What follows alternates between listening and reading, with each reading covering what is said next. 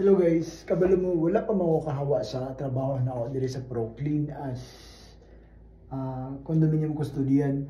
Pero karon nag-offer na talaga sa akin yung isang company sa akin yung sa subcon ko na mag full time ako sa kanila. So medyo napaisip ako kasi malaki naman yung offer. And then kahapon nagtanong lang naman ako regarding sa pagkakaiba ng percentage base at saka yung per hour.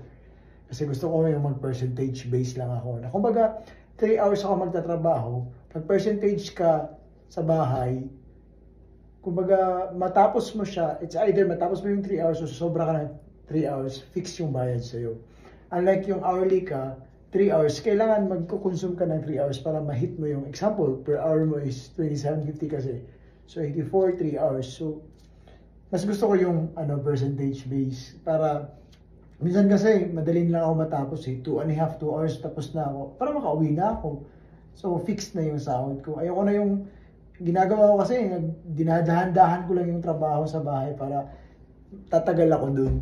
Kaya ayoko nang ganun.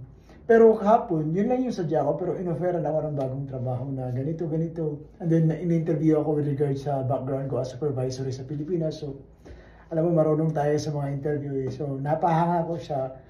Tsaka inupiran ako ng bagong trabaho. Sana all.